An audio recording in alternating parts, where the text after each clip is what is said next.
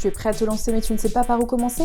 Formalités, choix du statut juridique, financement, business plan, ce n'est pas facile de savoir où donner la tête. Pour t'aider, il est possible et fortement préconisé de te faire accompagner. En plus d'apporter des compétences extérieures et dans certains cas des financements, se faire accompagner tout au long de sa création permet aussi de constituer son réseau, un élément central de la vie d'un entrepreneur.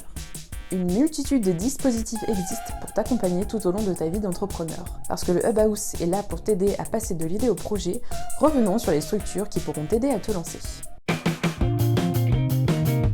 Il existe de nombreux réseaux spécialement réservés aux étudiants et aux jeunes qui veulent se lancer. Le rôle de ces réseaux est essentiellement de t'accompagner dans tes premières démarches grâce à un accompagnement individualisé et ou collectif. Citons par exemple le Hub House, le réseau Pépite, l'émission locale pour les moins de 26 ans, ou encore Enactus qui accompagne les étudiants porteurs de projets en économie sociale et solidaire.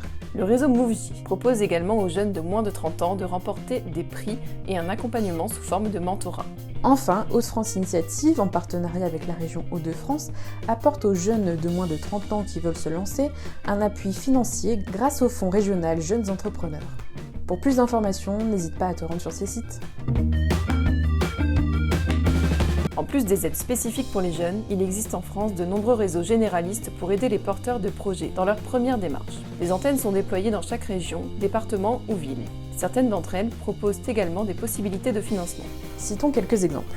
Pour un accompagnement individualisé et des formations collectives, tu retrouveras les BGE, la Chambre de commerce et d'industrie ou la Chambre des métiers et de l'artisanat pour les projets incluant un savoir-faire, Pôle emploi, mais aussi la région, avec le programme Chéquier Starter en Hauts-de-France, ou encore pour les projets en économie sociale et solidaire, l'association Maillage à Lille et la communauté d'agglomération des Béthunes-Bruay.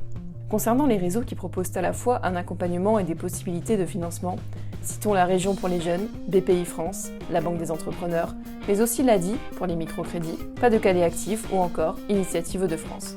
Enfin, pour être parrainé par un chef d'entreprise bénévole, il existe le réseau Entreprendre, qui propose également des solutions de financement.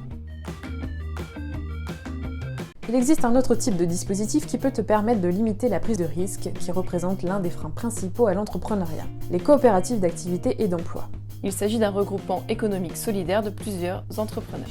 Cette forme d'entrepreneuriat collectif offre une solution plus sûre pour lancer son activité. Le porteur de projet qui rejoint une CAE bénéficie d'un cadre juridique existant, peut bénéficier, sous condition d'atteinte d'un certain niveau de chiffre d'affaires, d'un statut d'entrepreneur salarié en contrat à durée indéterminée et d'une protection sociale.